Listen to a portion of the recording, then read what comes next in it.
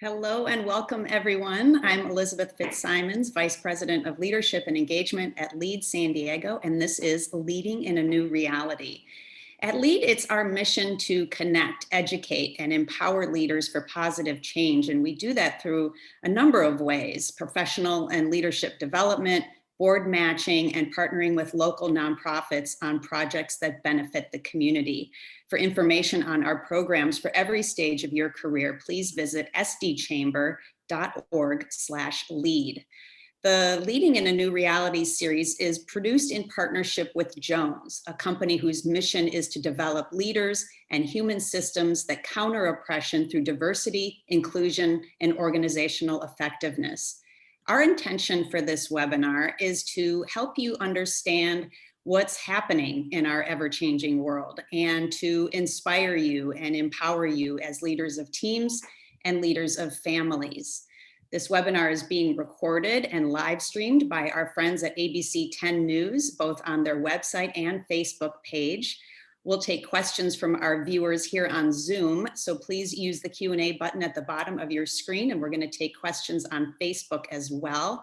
My colleague and program manager, Kim Nguyen, will be looking for your questions and comments. Thank you, Kim.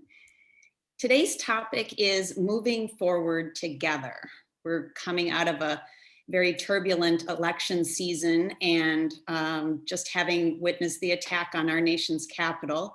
And we are still in the midst of this pandemic. COVID-19 has spotlighted extreme inequities in our country in healthcare, access to education and employment, among many other things. Calls for dismantling of racist systems, including police reform, continue and seem to be gaining traction with new administrations locally and nationally. The question today is how we move forward. How do we repair our communities when there is so much division and distance and disagreement on what problems exist and how we go about tackling them, made even more complicated by being disconnected and distanced in this virtual reality, right? So how can we as leaders help our community move forward? Our three guests today are deep into the work of moving our community and country forward, and it's my pleasure to introduce them to you now. Norma Chávez-Peterson is the Executive Director of the ACLU San Diego and Imperial counties. This local chapter is a prominent force for the protection and expansion of fundamental rights in California's second most populous county and southern borderlands. Ms. Chávez-Peterson is the first Mexican-American woman to lead an ACLU affiliate. Since taking the helm in 2013, Ms. Chávez-Peterson was instrumental in creating ACLU's integrated advocacy approach to advance priority issues such as education equity, police accountability, and immigrants' rights. Under her leadership, the affiliate staff size has more than doubled to 40 dedicated professionals who work with and within diverse communities to build power together. In January 2018, the ACLU expanded its presence into the Imperial Valley for the first time, establishing an office in Imperial County. Prior to joining the ACLU, Ms. Chávez-Peterson was Executive Director of Justice Overcoming Boundaries, an organization of faith, community, education, business, and labor partners that she co-founded to advance progressive social change in marginalized neighborhoods. In November 2017, she co-founded the San Diego Rapid Response Network, a coalition of organizations and volunteers working to support local immigrants affected by family separation, detention, and deportation. Welcome, Norma Chávez-Peterson. Thank you, Elizabeth. Thank you for having me. Thank you. Our planned guest, County Board of Supervisors Chair Nathan Fletcher, is at the moment running a Board of Supervisors meeting that is running long today. I think there was a lot of engagement at today's meeting, which is always a good thing. So we hope he'll be able to join us later in the program. Standing in for Chair Fletcher is James Canning, the chair's communications director.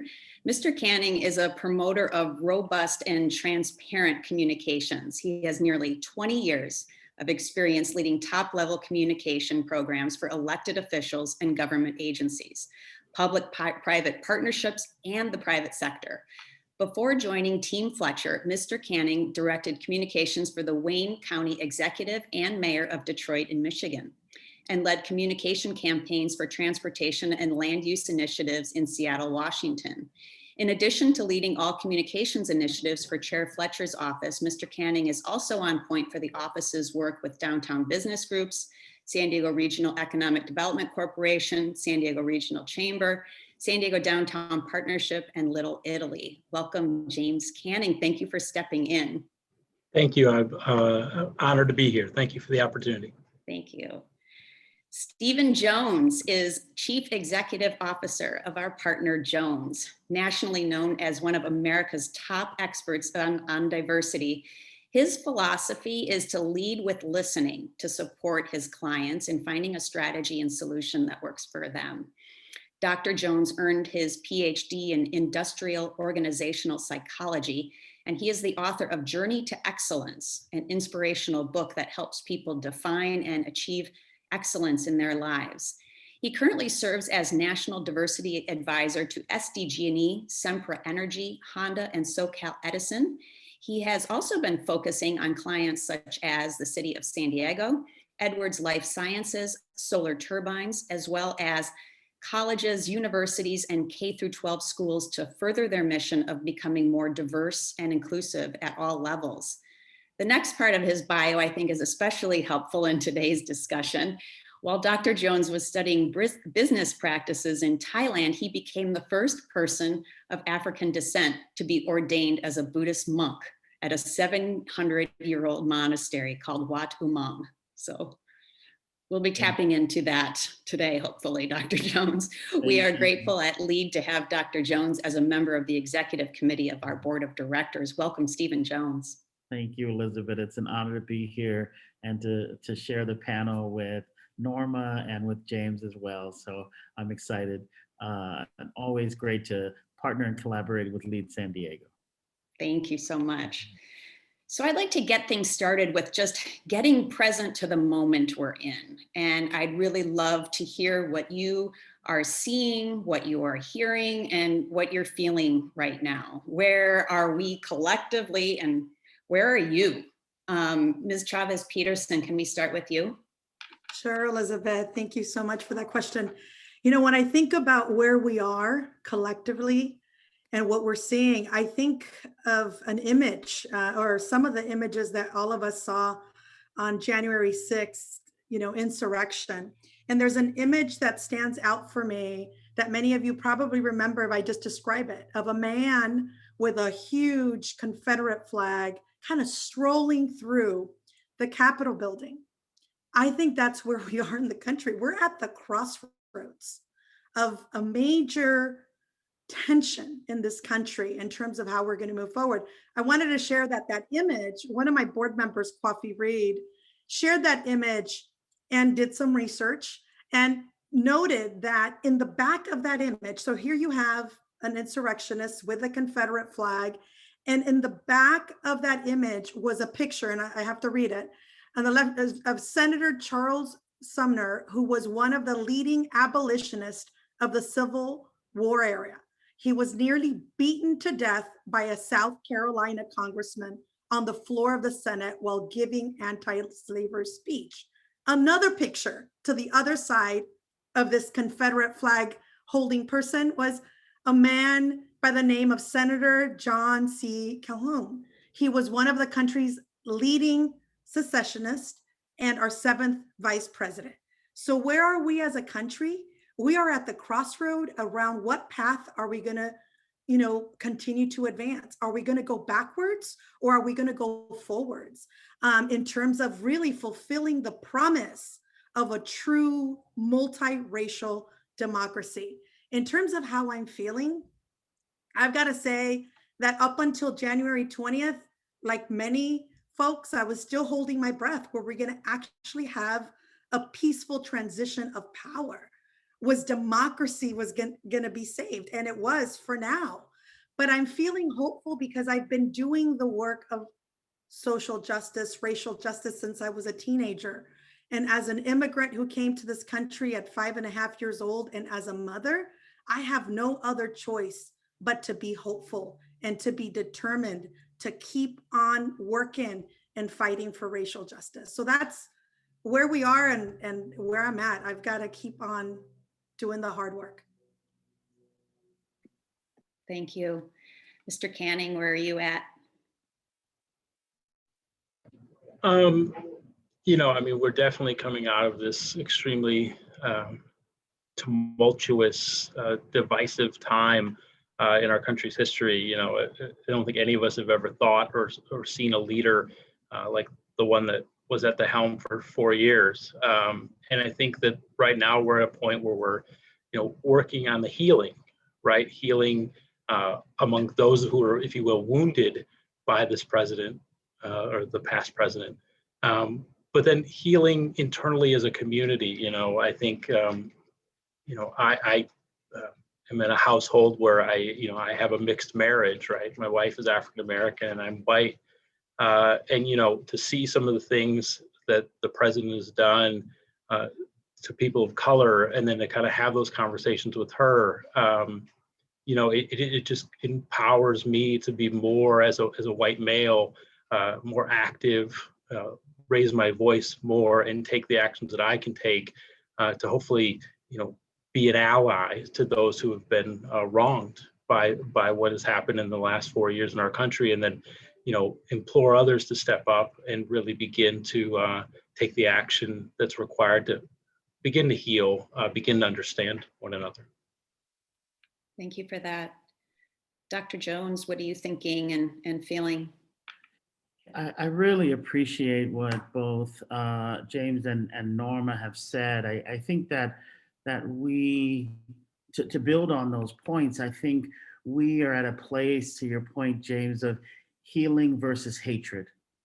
In terms of that crossroad, Nora, we are at a place between disagreement and deception, right? Because I can deal with someone disagreeing with me and we can come together around our disagreements.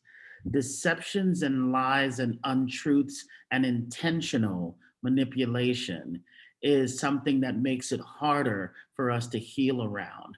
I think it was Hitler's minister of propaganda who said, if you tell a lie long enough, it becomes the truth. And we have to heal from untruths. And so I think about Dr. Ibram Kendi, who wrote the book, How to Become an Anti-Racist. And in a video clip, he talked about the idea that there have always been two forces in this country, a force that has been moving racism forward and a force that has moved anti-racism forward. And I think in 2020, we just saw a major galvanizing of forces of anti-racism as the world marched after the death of and murder of George Floyd, and said, we will not tolerate this, right? And committed to countering racism and dismantling systemic racism, and leaders and companies and organizations made Black Lives Matter statements. And now we're on the other side of those statements to say we've got to deliver on the changes in our institutions, the changes in our norms, in our cultures, and what we normalize, if you will. And I think that's part of where we're at, is to say the journey ahead is one where those crossroads that you talked about, Norma, we've got to be honest with each other about those. And again, we get to disagree, but lies are something different, right? We get to heal and come together to fight against hatred. And I think for me, there's a place where, for many people, they may not individually view themselves as racist. I think there's another question for people to ask, which is, are they okay with racism? Mm-hmm. That's a good point, Dr. Jones. That image, Norma, that you explained, it's incredible. Whoever did that research, wow, really incredible piece of information.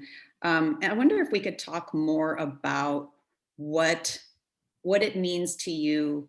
And Dr. Jones, maybe you can head this one off. What does unity mean? We hear so many calls for unity and moving forward, but you made a good point about, like, let's get clear on, who we're gonna, what we're gonna work together on, and what that looks like. So can you talk a little bit about that, what that unity means to you?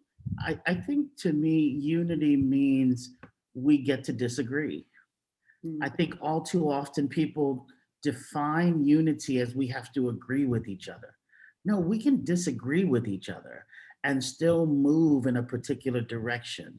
Unity means we will not harm each other, right? That we will create a safe space for us to be able to live, learn, raise our families, that we will come together and unite, both around our differences and our similarities.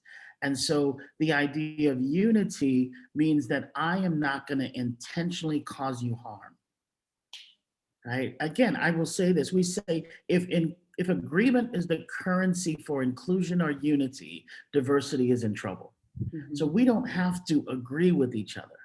But the idea that we will determine that some lives are more important than others, some bodies are more protected than others, then we have to unify to create and fight against that concept, right? And so to me, the point around unity is about coming together, but it's also about coming together under certain conditions and certain agreements.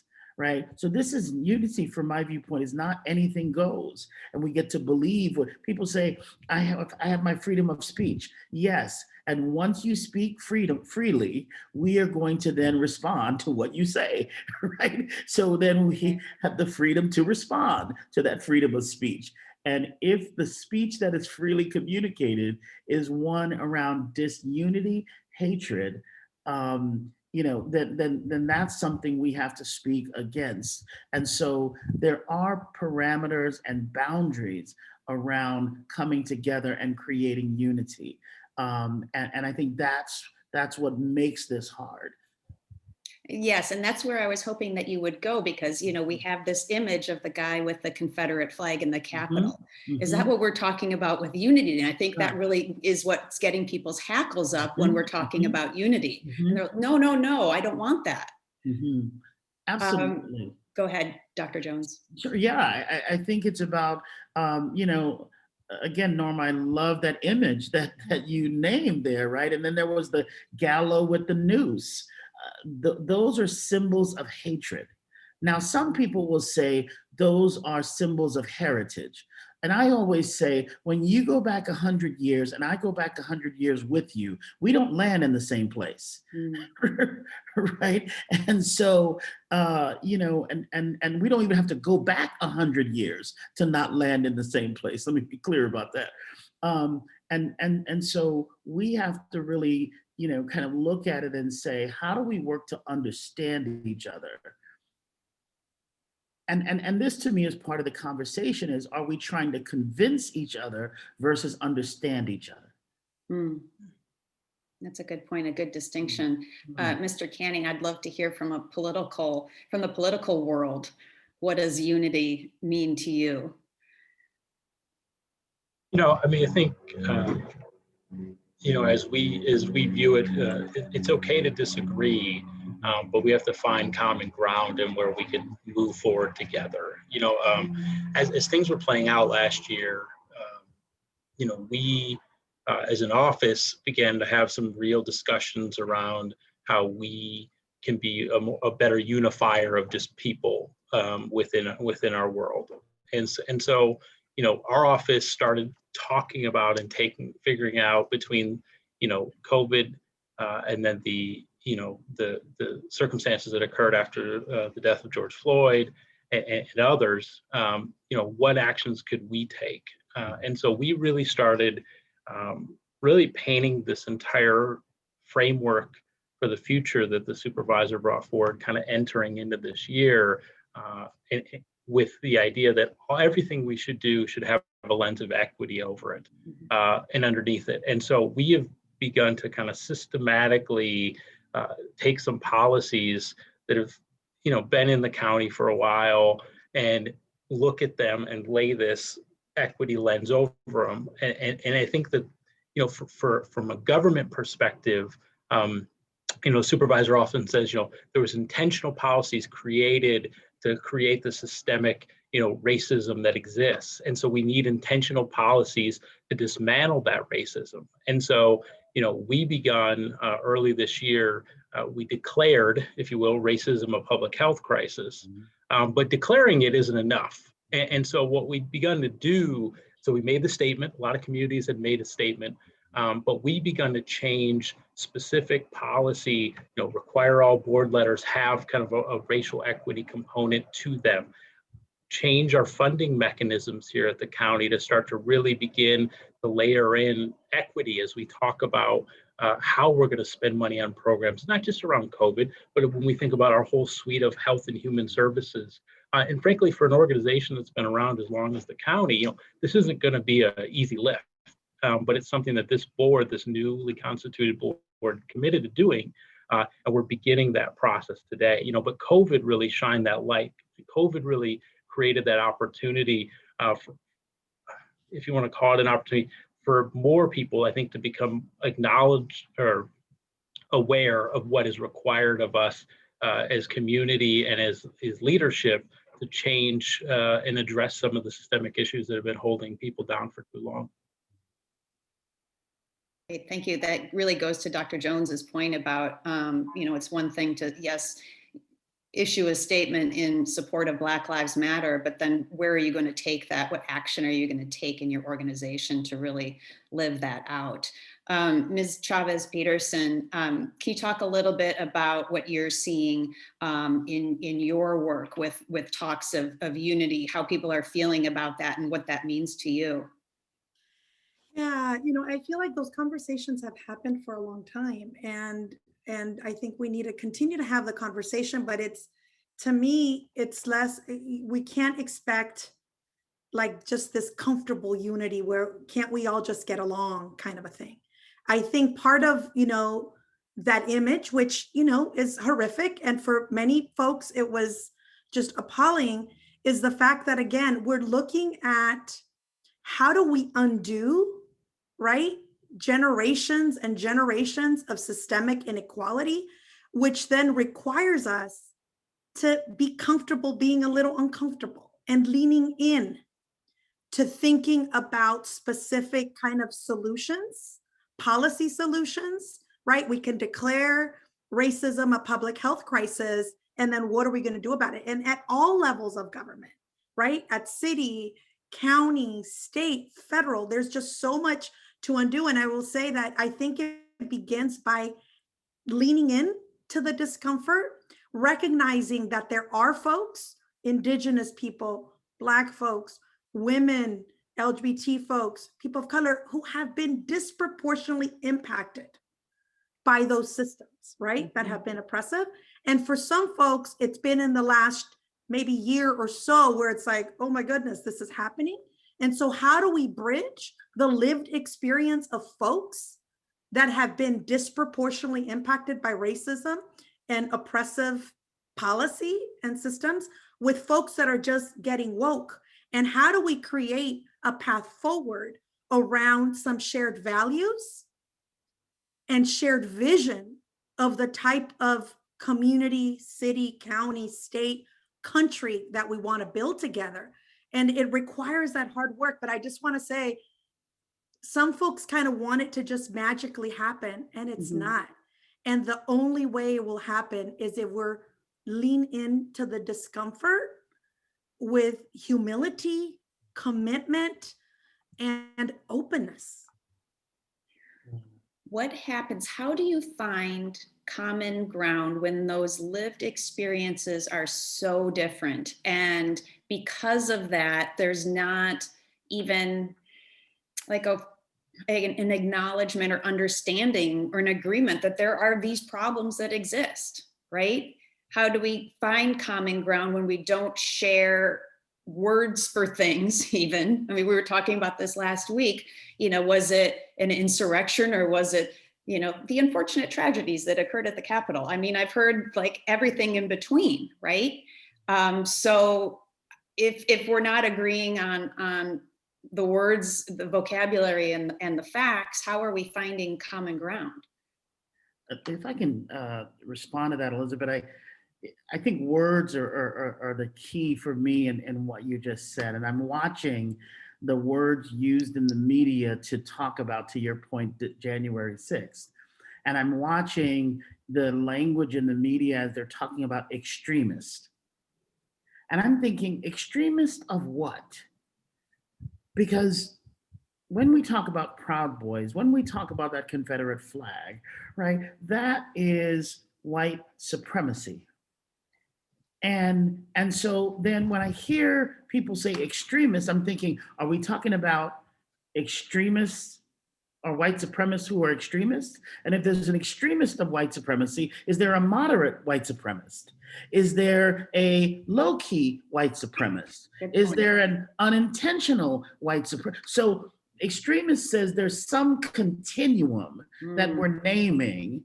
And part of what happens is the renormalization of this idea that the people who attacked the Capitol, some of them believed the deception that the election was rigged.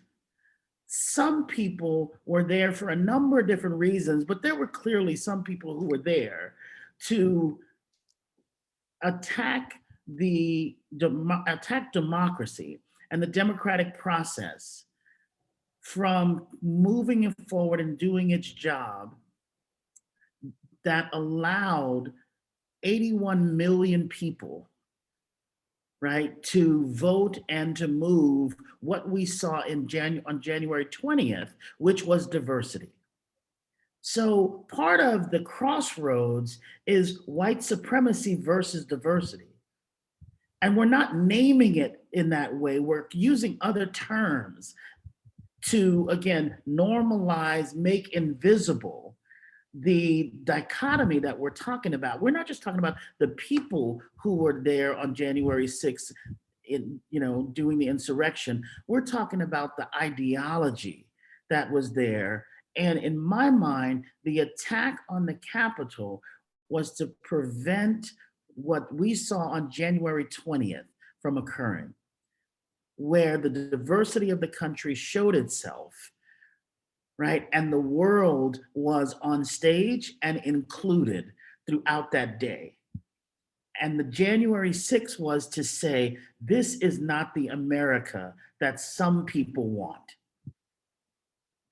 And for me, it says coming together means that we have to stay active, because there were two historic votes that happened on November 2nd, right? It was the most number of Republicans that voted and the highest number of people who voted for the Democratic candidate. So history was made in both directions, right? And diversity won. And so I think there's a level of action that is required for us to come together, but also we have to watch out for, where do we start to use words that shift what the real challenge is: white supremacy versus diversity. And I was happy to see that there were many politicians who, after the insurrection, said, I was going to go in a particular direction, but I'm not, because I'm not okay with what happened on the 6th. Mr. Canning, as a communications pro, love to hear your take on the words and what Dr. Jones just talked about, how the importance of the words that we use in framing our conversations and how we move forward. Yeah, I mean words are extremely important. You know, I think that when you really look at, if you will, the way that some journalism or some media, right, has kind of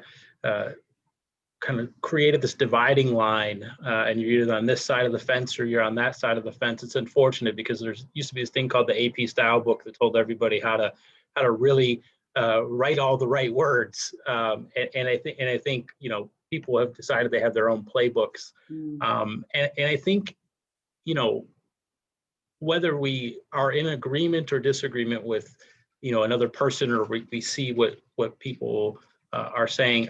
Someone once said to me, you need to seek to understand instead of seek to being understood.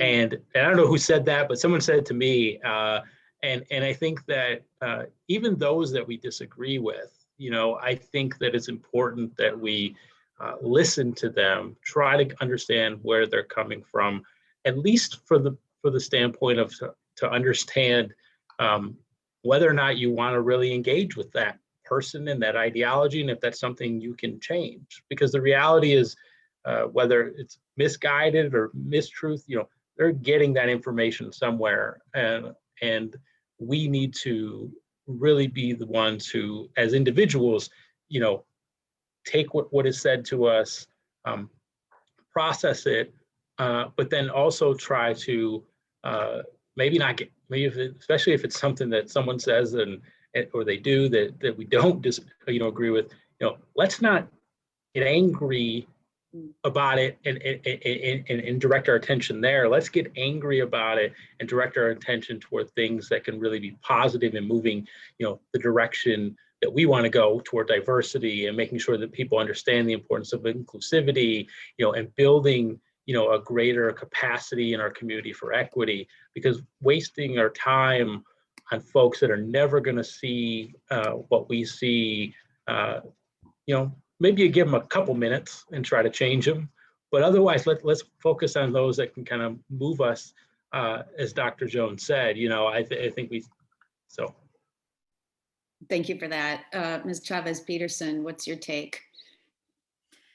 Yeah, I've got a lot of thoughts, but one of you know, when you initially started the question, Elizabeth, you said, you know, what if we have different language, different experiences? And I just kind of want to bring it home to San Diego, okay, and say that, you know, all politics are local, that these divisions and tensions that we're talking in terms of our body politic sometimes happens in our own families, right? In our own Thanksgiving dinner tables, et cetera, right? James spoke about his biracial family. My family's also biracial. My husband's African-American, so my kids are, you know, Blaxican. So these divisions that we're talking about are not just politics. They play out in our families. They play out in our neighborhoods. They play out in our neighborhood councils, et cetera, et cetera. And so it is what it is. All politics is local. And at the end of the day, I think the way for us to move forward, even amongst our own families, is, again, there's nothing wrong with conflict. Conflict and tension exist, and it's always existed. And so for those of us that might be conflict adverse, think about it, question it, because I really do think that part of it is we need to lean in to those difficult conversations, listening, kind of like what Dr. Jones and James said. It's about seeking to understand, being curious and humble about getting to know another person, another neighbor, and having, conversations that, again, that are not just going to keep you in your comfort zone, and thinking about, who am I in relationship with? I grew up in South Bay, and, National City, Chula Vista. I went to USD right after high school, and I'll say it, it was 1992, so I'm aging myself, but it literally felt like culture shock. I felt like, is this San Diego? Because I had not really been outside of my own community. And USD at that time was not very diverse. And I felt like I could relate a lot more to the folks that were cleaning the offices and doing the landscaping work around the university. So part of it is also for us to think about, who are our friends? Who are we in relationship with? And how are we talking to folks that don't have our lived experience, and being curious and being intentional about building relationship and building trust? I think that is such an important reminder. And we often tell our folks in our lead programs to start where you are, start within your own sphere of influence. So what Norma was just saying about, who's in close proximity to you or in your orbit, because I think that a lot of this stuff can feel so overwhelming, and we don't know where to start or how to make an impact. And so that overwhelm, I think, can be very disempowering when there are things we can do right in our immediate world. Dr. Jones, you look like you want to contribute something. I'm just resonating. I'm just resonating with you, Elizabeth, and what you said, Norma and James, as well. It's we find that the idea of when we lean into that discomfort that you were talking about, Norma, I think there's this amazing possibility of inspiration. There's this solutions that live. We know diverse teams outperform teams that are homogeneous, right? There's this other end, which is greater results, greater inclusion produces higher productivity and greater levels of trust when managed well. But I also want to say that we have to skill ourselves up to come together. I was doing a training, and we like to think about and use the analogy of math that says there are many people who, if I took a math 101 class and you handed me a calculus problem, would you be surprised if I couldn't solve it? And we've got people looking at policies, looking at equity, looking at with some math 101 skills, yeah, faced with some calculus levels of historic systemic oppression, to your point, Norma. So we have to skill ourselves up to say, we were doing a training last week, and this gentleman who was a white male, he says, look, I'm a white male, what's my role? And I said to him, a white male with a calculus 3 understanding of racism is different than a white male with a math 101 skill set around racism. You can be an ally at very different levels, right? And your identity doesn't determine your skill set, and it doesn't limit your skill set. And for far too long, we have had leaders and people in our communities and around our tables at home, Norma, right? With good intentions plus a math 101 skill set. We've got to take those good intentions and skill up, so that when we look at those systems and policies and practices, we have additional sets of lenses to come up with solutions. Because otherwise, we can look at the same policies and reinstitutionalize oppression. And so that idea of, again, good intentions is necessary, but it is not sufficient for the work that we have to come together. Right, and you can start with reading a book or going online. And I'm going to ask Kim to drop a link. We have a list of resources on our LEAD website along with these webinars where you can, skill up with reading some of these books that we put together in partnership with Dr. Jones and his team. We have a question from one of our attendees that I'd like to read to you. Teresa asks, what are some tactics to address performative allyship, especially when being done by a public agency? For example, when an agency emphasizes the need to reach out to communities of color or appoint a board member of color so they can, quote unquote, check a box or submit for an award without knowing what these communities care about. How do we as a community and employees acknowledge and address it and make it a positive? This is more to the point earlier about making that declaration of support, but how do you enact, how do you put forward action? Yeah, I mean, take this one. I can begin. I think, for us in government, I think that there's, as I mentioned earlier, there's a history here that we're kind of, as we've been in office, at least the last couple of years, right? We've been kind of peeling back the layers and beginning to kind of understand things that have occurred and happened. And I think the posture that we've taken is we need to really begin to understand and listen to the community, frankly, that's been fighting for some of the fights that were being fought long before our office existed here. And I tell you, like, one of the things, and I think this is getting to it. Someone correct me if I'm wrong. There was some discussion in our office, around the LGBTQIA community and like how we can show better allyship and how we can be, more supportive. And some of the discussion was around using pronouns and things like that. And what we quickly learned is that, like, everyone needed to have a level set, right? Skill themselves up in understanding, what this really meant versus just using their pronouns. And so we went through a very expansive discussion with staff, had some people talk with us about it, made sure everyone understood, addressed any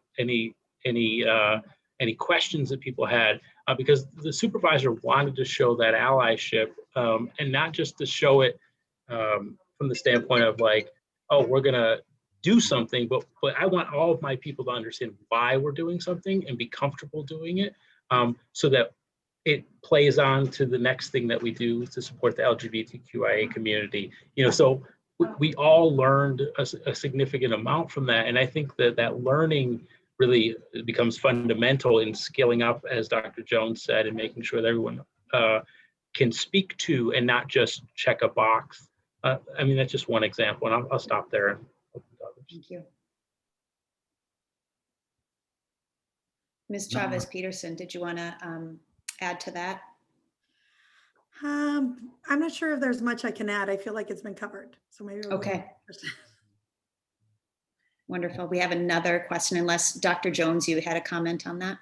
Well, I think that the thought that pops in my head is one around there have been qualified people who have been overlooked for a very long time to be on boards, to be in executive level positions. And oftentimes, and this reminds me of the conversation about affirmative action, where people would say, like, isn't it bad to promote someone because they're a person of color? Like, aren't you setting that person up? And my response is, how long has that person been excluded because they're a person of color? Right. And so we have, people who are ready for doors to be open. And part of me kind of goes, whether the doors open out of compliance or whether the doors open out of commitment, the doors open. True. Right. And some organizations and some leaders have to take the steps by being pushed and others by being pulled in order for that progress to happen. And so there's a part of me, and oftentimes, and I will say this, I oftentimes find people who are not a part of the oppressed group concerned about how the door gets open. Right? And we're going, I've been knocking on that door for a whole lot. Let me put it this way. We see people who say, I can't find a qualified fill in the blank person, right? I can't find a qualified Latina. I can't find a qualified woman engineer. I can't. And yet there are associations in every profession of women, journalists, African-American, NSBE, the National Society of Black Engineers. And yet these same companies will say, we can't find qualified people. Well, where are you looking? Right? What relationships are you building? Have you gone to Hispanic serving institutions? Have you gone to HBCUs to recruit? And so, yes, we need commitment from the top, and we need doors open so that the people who are qualified can make the impact. And then we also need to do work to make sure there's a readiness for the diversity that enters, and that there are systems to support the success of those board members, to support the success of those executives that enter those doors when they open. Well, this is a great segue into the next question, because it really builds on that. It's from Oscar, and he's asking really what you can do from the inside of an organization. He says, unfortunately, half the country sees diversity as a threat to their existence and way of life. There are politicians that normalize dissent and played on people's fear, increasing tribalism and intolerance. The reality is that America will be majority multicultural in the next few decades, and that is regrettably threatening to closed minds and ignorance. What are actionable steps that citizens of San Diego, like myself, can do to help promote more diversity in the workplace? So say if you're not, at the executive level or in HR, let's start there. What can you be doing within your company? I think, I've been in the private sector and also the public sector. I think one of the fascinating things that I found, frankly, quite refreshing coming here to the county is there are some extremely engaged, I'm not sure if I'm using the right term, but like affinity organizations, right? Geared toward African-American community, Latino community, LGBTQ, and there's API. And the reality is these are employee-run entities within our organization that really help to build upon, the cultural awareness and knowledge of our organization. And those entities do a really good job of, kind of bringing to light things that everyone within our 18,000 employees should really understand and get to know more about. I think from a leadership standpoint, so that's employees, what they do, but from a leadership standpoint, you also have to understand where your deficiencies are. And as a county, Chair Fletcher understood there were some deficiencies in having advisory bodies to make sure that the county understood what's happening out there in the world with other communities. And so the county disbanded several years ago the Human Relations Commission. It became a budget item that they just kind of cast to the side. And Supervisor Fletcher brought that back, understanding that we needed an external advisory body to give us some of that information that maybe we're not seeing as an institution. And then looking to take that a step further, recognizing that we need to change, how we are thinking as an organization, has begun to stand up an Office of Equity here at the county. We're in the process of identifying who will lead that office, the CAO is. But I think, those are steps that we've taken in the last couple of years to really begin to think about, how as an institution, our employees shouldn't have to bring this to us. We should be thinking about this from a leadership standpoint. But again, getting involved and finding opportunities for your organization to have a voice for everyone is really important. Oh, thank you. Elizabeth, Please, yeah, yes, go ahead. I'd like to add to that question, because I think, again, you could look at all sectors, whether it's a private sector, public sector, or even nonprofits. I remember when I've been doing, my entire career has been in the nonprofit sector, and 20 years ago, in terms of the organizations that are like funded to do justice work, very few of them were led by people of color or by women of color, again, 20 years ago. And that's changed. So I think it requires kind of what, to James' point, like the staff that are in whatever institution, whatever level of organization they're in, whether they're just, it's, just working, they're not in a leadership position, but it also starts with leadership and finding people in that institution that, again, share your values of inclusion, diversity, equity, and being co-conspirators and figuring out how do we leverage our relationships, our network. I think about, organizations, and we see it even with the mayor's office in the city of San Diego. We have a new mayor. I mean, look at his team, look at the new city council members, and you look at the diversity of the folks that they're hiring.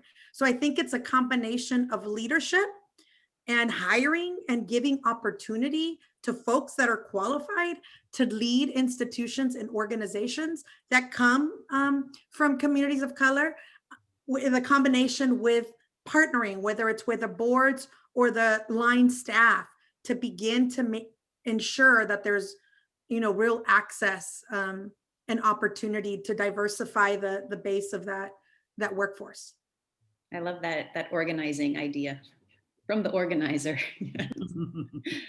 And Very cool. There's a comment or a question from an anonymous person about the conversation seems to go Democratic versus Republican. And I want to be real clear that bias lives in all of us. And that from my lens, this is not about a political affiliation. It's about hatred versus healing. It's about unity versus supremacy. It's about,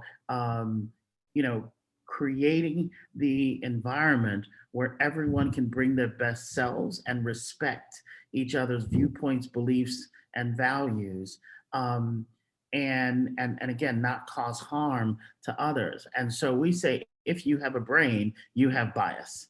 And so the continuum is not about whether you're a Democrat and you're, an assumption that you believe one thing, or you're a Republican and you believe another. And I think that's one of the ways that these words kind of end up shifting the topic from are you okay with institutionalizing white supremacy? And that just means that the belief that white culture is better, the belief that white values are better, the belief that white people are better, versus do you believe that the differences are equal, right? And so that to me becomes the dichotomy more than it does about a person's political ideology.